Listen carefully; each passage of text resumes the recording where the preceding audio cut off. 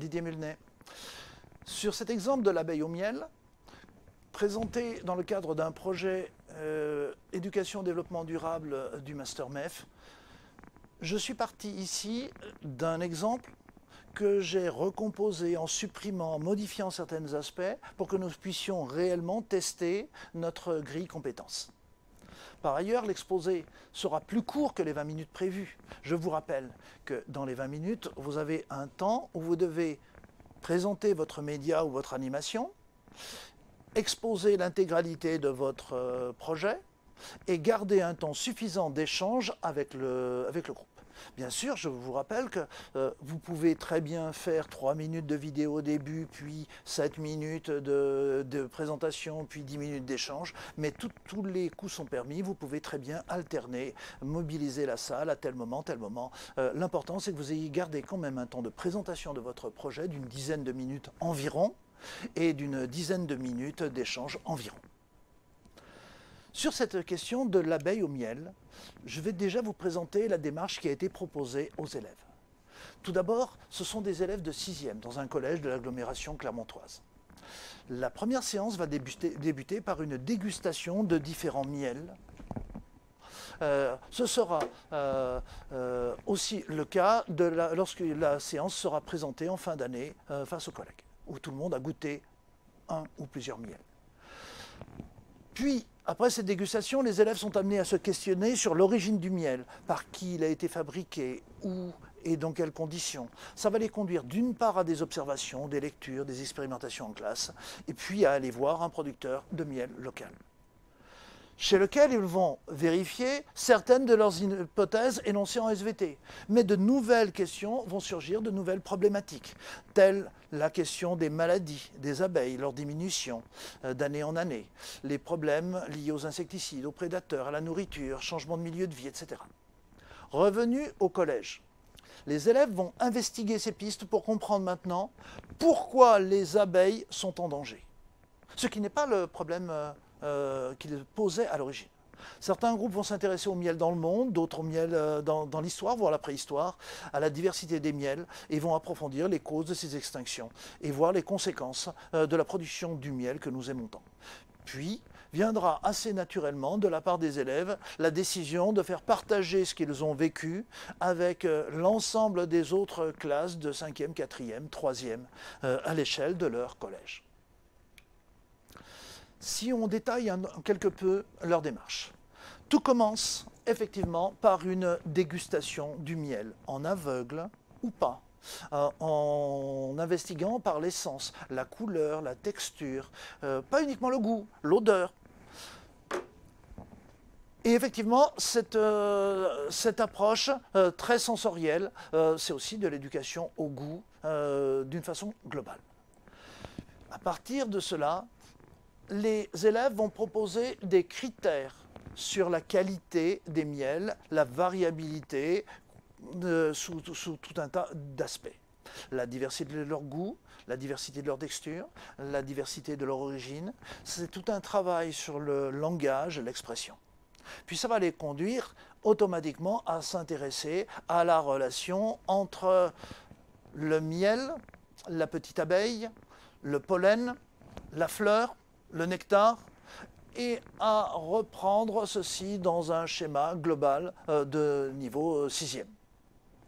Ils vont s'intéresser alors à l'abeille qui construit les rayons, les cellules de la ruche, à la reine des abeilles ici, entourée d'ouvrières, au fonctionnement global de la ruche, à la communication chez les abeilles, c'est quelque chose qu'ils ont totalement découvert, que les abeilles sont capables de donner à la fois l'azimut et la distance par rapport à une source de fleurs. Et se sont posé la question de peut-on faire nous-mêmes une ruche et la construire. En visite chez l'apiculteur, effectivement, de nouveaux problèmes vont surgir. L'apiculteur leur a parlé à la fois de l'extraction du miel, à la fois des fumerolles pour ralentir le fonctionnement des abeilles et éviter d'être piquées, sur des ruches qui sont partiellement altérés, et globalement, l'apiculteur les a complètement déstabilisés car il leur a parlé de choses auxquelles ils ne s'attendaient pas. Il leur a parlé d'insecticides. Il leur a parlé d'insecticides versés sur des parcelles proches de là où il produit son miel. Il leur aura parlé aussi des varroas, c'est-à-dire des acariens qui viennent parasiter aussi bien les larves des abeilles dans les cellules que les adultes, provoquant une mortalité accrue chez celles-ci. Il leur a parlé automatiquement du frelon asiatique qui viennent grignoter les abeilles. Les abeilles face au frelon asiatique n'ont qu'une seule solution, c'est de se mettre en essaim autour, de dégager une grande quantité d'énergie, de chaleur, tuant les frelons par leur activité métabolique en les faisant, en leur donnant un coup de chaud. Il va leur avoir parlé aussi des effets de la sécheresse sur la production de miel. Il va leur avoir parlé aussi du problème de l'absence de fleurs à certaines périodes, à certains moments. Et donc il les aura complètement réorientés vers des sujets qu'ils n'avaient pas envisagé de traiter à l'origine. Alors de retour au collège. Les élèves vont investiguer ces différentes pistes, ils vont comprendre maintenant. Ils vont s'intéresser à pourquoi les abeilles sont en danger. Ils vont prendre cette question-là sous l'angle géographique, à savoir qu'ils vont regarder dans le monde qui produit, qui consomme du miel. À cette question-là, je crois que tous les pays dans le monde produisent du miel. Et tout le monde est sûr que c'est le miel que l'on produit qui est le meilleur. Ils ont regardé aussi à l'échelle historique.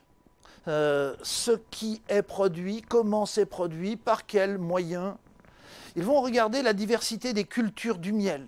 Les miels, c'est effectivement un monde à part avec des cultures, que ce soit la culture Zélabia nord-africaine, avec du miel dans la majeure partie des gâteaux.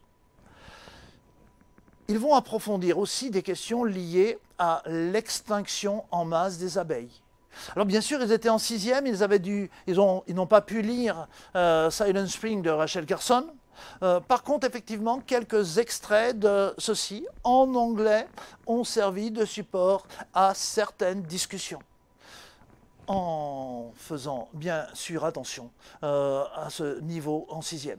Bien évidemment, avec des élèves plus grands, Silent Spring pourrait prendre plus de place. Et puis, ils ont été voir d'autres aspects. Donc, oui, pour des aspects géographiques, historiques, culturels. Oui, pour des relations linguistiques, littéraires.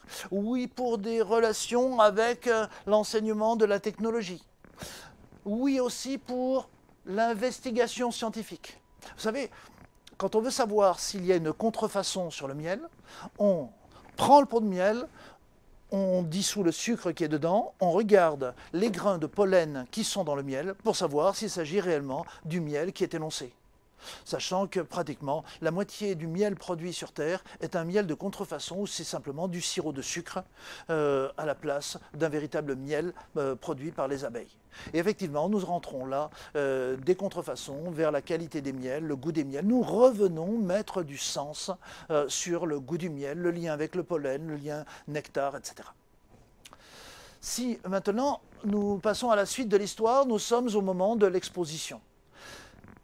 Le but des élèves était fondamentalement de dénoncer auprès des autres élèves les causes et les dangers de cette extinction des abeilles, avec beaucoup de matériel apporté d'une part par l'apiculteur, d'autre part des éléments produits par les gamins, tels les déguisements à la Maya. Ils ont tenu un stand au collège pendant une semaine avec la visite des autres classes de ce collège. 6e, 5e, 4e, c'était très glorifiant, gratifiant pour eux. Alors si maintenant, nous passons à une analyse critique. Analyse critique, ça veut dire qu'on met en avant ce qui est bien et ce qui est éventuellement discutable. Alors, tout d'abord, il faut reconnaître que globalement, dans les discussions, il est apparu pour tout le monde que commencer par goûter le miel, l'approche sensorielle, c'était quelque chose d'inégalable. Même les adultes y sont sensibles.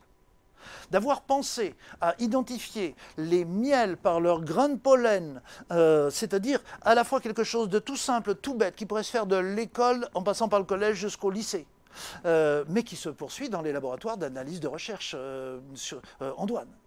D'aller questionner l'apiculteur. Mais questionner l'apiculteur, c'est une chose. Ce qui était vraiment important, c'était qu'ils sont allés voir l'apiculteur avec des idées, avec des questions, et ils en sont revenus avec de nouveaux problèmes. Et derrière, ils ont su lui laisser une place importante dans le projet. Bonne idée de voyager dans le temps, de voyager dans l'espace avec les sciences humaines, de proposer des récits linguistiques, littéraires, de refaire une investigation dans plein de domaines différents en les croisant. L'exposition, le partage au sein du groupe et avec les autres élèves de l'établissement est effectivement une très bonne idée. Voilà quelques idées qui ont émergé lors des exposés. Alors bien sûr, on ne peut pas tout faire et on a toujours des doutes, on a toujours des regrets. Alors c'est un peu dommage d'être resté sur la place de l'abeille dans la seule production du miel.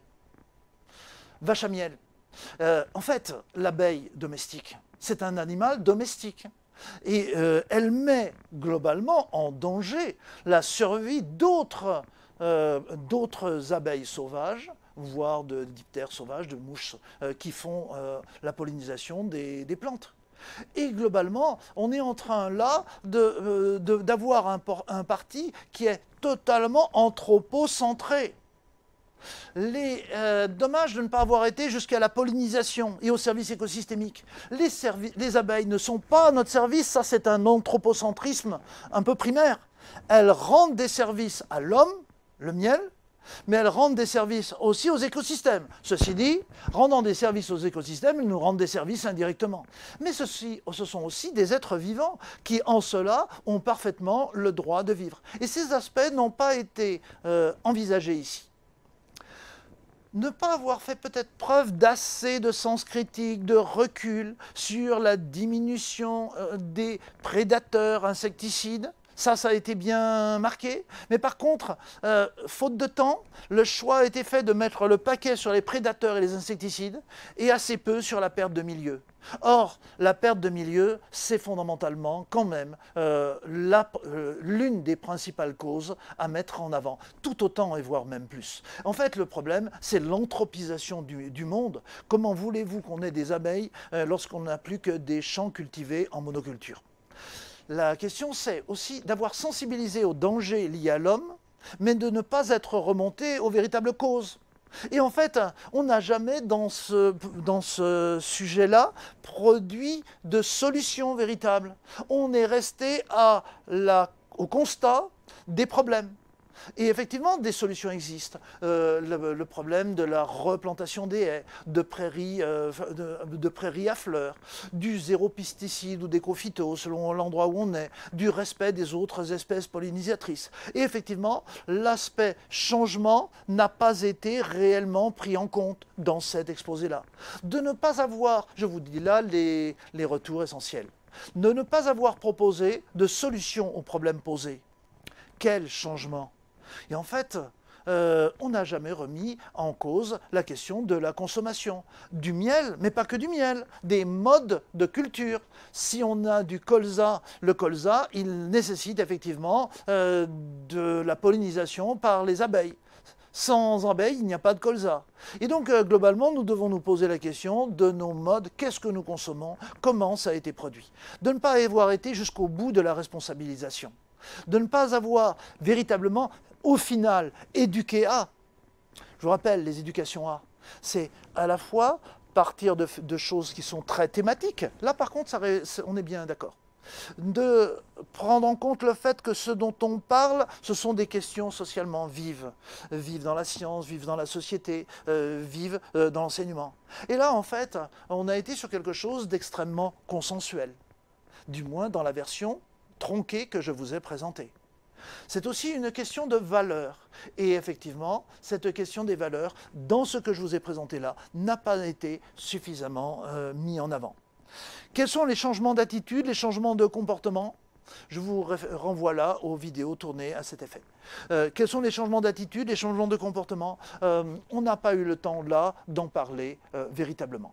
Alors, nous allons maintenant essayer de passer à une analyse en nous servant de la grille que vous connaissez maintenant assez bien. C'est-à-dire la grille vision prospective, vision changement, individuel ou collectif, responsabilité. Et pour cela, nous allons commencer par essayer d'envisager le fonctionnement de cette grille ici. Avoir une vision systémique. Alors, est-ce qu'on a une vision très partielle, très simplifiée du sujet, peu d'intégration dans le temps et dans l'espace? Intégration dans le temps et l'espace quand même, oui. Simplifié du sujet, oui, hélas. Pensée complexe, pas encore aboutie, mais intégrant à peu près, quand même, oui. Est-ce qu'on est centré sur un seul ODD ou une seule compétence? Eh bien, il faut reconnaître qu'on n'a pas été très loin sur certaines compétences, d'autres compétences. Bon. Donc c'est une vision simple. Alors on pourra toujours dire on est avec des sixièmes. Alors là, je vous remets ça pour les soutenances. Quand vous êtes en train de faire un sujet, que vous l'avez centré en un lieu donné avec une classe donnée, c'est dans la discussion où vous montrez ce que vous pourriez faire en quelques mots avec des classes d'ordre supérieur si vous voyez que certaines choses manquent. Mais sinon, effectivement, là, on est quand même centré pratiquement sur un seul ODD qui est l'ODD sur la vie terrestre. Pensée complexe, mise en œuvre, problématisation judicieuse, je vous avouerai que plus ou moins quand même, ici. Croisement de plusieurs ODD, pas réellement. Sujet intégrant à la fois l'esprit critique, plus ou moins. Les incertitudes, on en a peu parlé. La créativité, quand même plus. Et vous voyez que là, typiquement, on est dans le mode d'utilisation de cette grille. Ce n'est pas une grille qui va de la gauche vers la droite avec un curseur aussi facile. On a un certain nombre de critères et on va devoir se positionner en intégrant avec intelligence ces différents critères. Est-ce qu'on a croisé les cultures scientifiques et humanistes? Quand même, dans une certaine mesure. Est-ce qu'on a interconnecté de nombreux ODD? La réponse est non. Alors en fait, s'il fallait se positionner, effectivement, je me positionnerais plutôt quelque part par là, en essayant d'intégrer ce qui est dans cet ensemble-là. Si maintenant, je passe à la question des changements. Est-ce que ce projet a induit des changements qui ont impacté les élèves?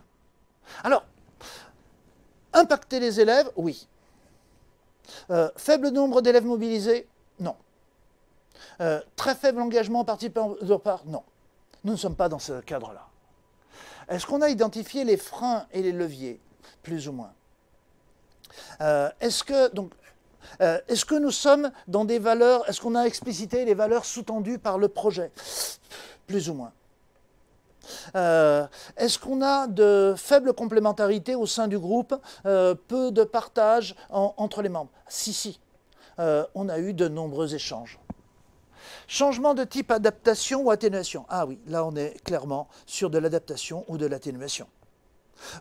On n'a jamais de remise en cause avec de véritables transformations sociétales dans ce sujet. Vous allez me dire, on est en sixième. Oui, mais on peut tendre les perches et les amener à cela au niveau d'une classe de sixième. Partage d'un certain nombre de valeurs et de compétences au sein du groupe? Oui. Bonne coordination au sein du groupe? Oui, le groupe a bien fonctionné. Quand je parle du groupe, je parle du groupe, à la fois du groupe enseignant, mais aussi du groupe élève qui est amené à fonctionner en lien avec les consignes de l'enseignant. Alors tout le monde ne pourra pas avoir forcément mis en œuvre dans les classes et vous serez donc obligé de juger de ce qui aurait pu se passer si tout avait pu être mis en place. Valeur du groupe explicitée au public? Plus ou moins. Véritable collaboration au sein du groupe avec des parties prenantes du projet? Là, oui. On peut dire les choses. Il y a une véritable collaboration, une synergie avec l'apiculteur. Ce qui est presque un peu dommage, vous l'avez vu, c'est qu'on est passé d'une problématique des élèves à une problématique de l'apiculteur. Et qu'on est très rapidement rentré dans presque une forme de militantisme pour sauvons les abeilles. Alors en fait, oui effectivement, ici, je me situerai quelque part par là, probablement ici ou ici. si j'exerce ma responsabilité dans un cadre éthique concernant cette compétence. Proposition faite dans le cadre du projet, peu cohérente, peu réfléchie, non appropriée par le public. Non, ça, effectivement, non, quand même, il ne faut pas exagérer. Pas de recul critique, erreur scientifique, discours ambigu, lieu commun. Un peu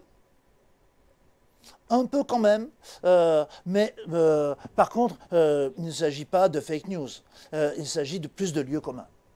Proposition assez cohérente, mais difficile à mettre en œuvre. Eh bien oui, mais effectivement, quoi faire ?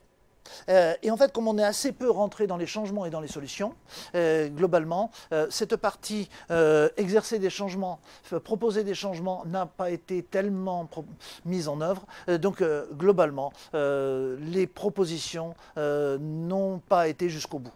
Difficulté pour les participants à pouvoir agir, exercer leur sens critique, s'engager.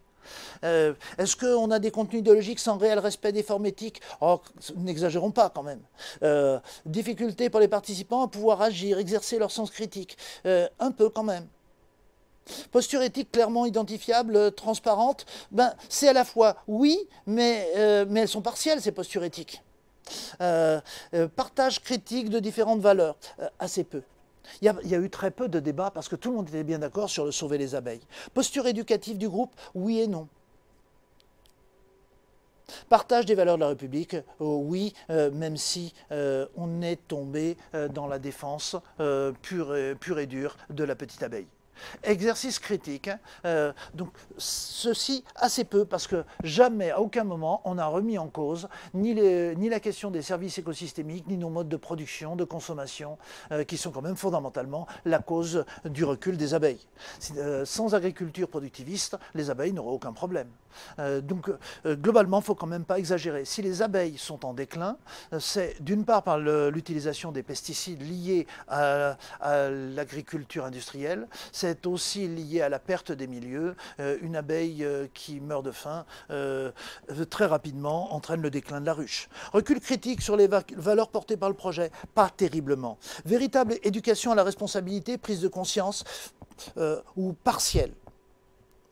Voilà donc quelques remarques. Alors comment je me positionnerais, moi, à titre personnel? C'est vrai que je me positionnerais encore quelque part, par ici ou par là, sur ces questions-là. Si maintenant, j'envisage la question plus délicate, puisque je ne vous ai pas donné les moyens de l'aborder vous, c'est la question de la communication sur le projet. Conception et façon d'aborder le projet peu attractive, là je crois qu'on peut dire non. Ce sujet est réellement intéressant et il donne l'envie de le faire. Donc sur ce plan-là, oui. Et scénarisation attractive du projet, oui. Coopération au sein du groupe communication avec les autres, oui, ça a fonctionné. Donc en fait, globalement, voilà où on se situe. Essai de mise en œuvre du projet? Oui, l'avenir a montré que des projets de ce style ont été décomposés. Grande qualité et originalité des médias, c'était pas si mal. Mais ce n'était pas l'objectif véritable. Il y avait à la fois un média et à la fois une sorte de jeu de rôle, d'animation présenté le jour de la soutenance. Alors conception du support, plus ou moins, mais c'était quand même pas si mal fait. Faible qualité des supports, non. Présentation du projet peu persuasive, non.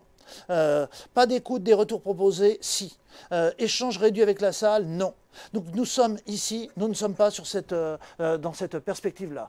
Est-ce qu'on a eu des échanges polis avec une certaine écoute? Non, nous avons eu véritablement quelque chose de plus élaboré. Présentation sobre avec des maladresses techniques, c'est vrai qu'il y avait des petites imperfections. Et donc, globalement, nous sommes plutôt dans ce cadre-là, avec quelque chose qui se situerait quelque part par là ou là, voire même là, selon les critères. Alors vous allez me dire, il y a une certaine latitude. Eh bien justement, oui, on a toujours une certaine latitude en fonction du pouvoir de conviction. Globalement, vous avez une évaluation qui va être individuelle mais argumentée. Il ne s'agit pas de donner une opinion, nous sommes bien d'accord. Alors, oui, effectivement, est-ce qu'il y avait une bonne valorisation dans son contexte? Oui, quand même. Force de conviction? Oui, quand même. Qualité d'écoute? Oui, quand même. Alors, en fait, si on prend ça, oui, effectivement, on pourrait glisser. Et vous voyez que là, j'ai une plus large latitude en fonction de ce qui a été perçu par les gens dans la salle. J'aurai certainement une dispersion plus grande. Maintenant, sur le plan des pratiques professionnelles. Alors là, bien sûr, je n'ai pas pu vous en rendre compte, mais effectivement, les enseignants qui avaient porté ce projet, c'était des Master 2, ils avaient quand même bien explicité ce qu'ils avaient fait, avec cette articulation entre je pose des problèmes par les sens, je rentre par les sciences, puis je vais naviguer dans d'autres sciences, physique, technologie. Je vais mobiliser les sciences humaines, histoire, géographie, éducation civique. Je vais mobiliser un certain nombre de textes linguistiques, littéraires. Et donc, globalement, oui, j'avais quand même une explicitation des choix et des stratégies adoptées en fonction des contextes. Qualité de l'analyse, de l'expérience vécue, transposition pédagogique, conception. Eh bien, globalement, alors, mais là, je suis obligé de vous le donner, parce que je ne voulais pas montrer. Oui, c'était pas si mal. C'était pas si mal. Et effectivement, dans l'analyse des gestes professionnels, le recul et la discussion qu'il y avait eu sur la transposition à des classes de 5e, 4e, 3e, et tous ces aspects-là, faisaient que, globalement, la majeure partie des gens qui avaient évalué ceci s'était positionné pratiquement à ce niveau-là. Voilà donc quelques remarques sur l'utilisation de ce genre de grille. Et donc, faire preuve de discernement, ce sur quoi je voulais revenir, c'est qu'il y a des tas de choses qu'on n'a pas eu le temps de faire dans le projet lui-même et qui seront des questions d'oral. Et donc, attention, si on n'a pas le temps de faire des choses, on en parle à l'oral et on montre qu'on y a pensé et qu'on n'a pas pu forcément toujours le mettre en œuvre. Concernant les deux derniers items, vous avez vu que j'ai été un petit peu plus flou.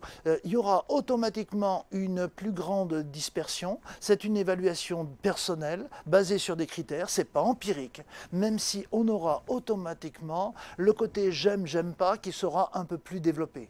Par ailleurs, sur le dernier item, l'analyse des pratiques professionnelles, eh bien, on ne peut pas demander, quand on est en Master 1, d'avoir autant de recul que quand on est en Master 2. C'est une évidence pour tout le monde. Donc, globalement, on se base non pas sur l'utilisation de modèles d'analyse, mais plutôt, on va dire, un certain degré de bon sens sur ces questions-là. Merci de votre attention, en espérant que cet exposé vous aura permis de prendre un petit peu de recul par rapport aux grilles d'observation compétences développement durable. Nous vous reproposerons quelques autres exemples par la suite, si vous le voulez. Au revoir, merci.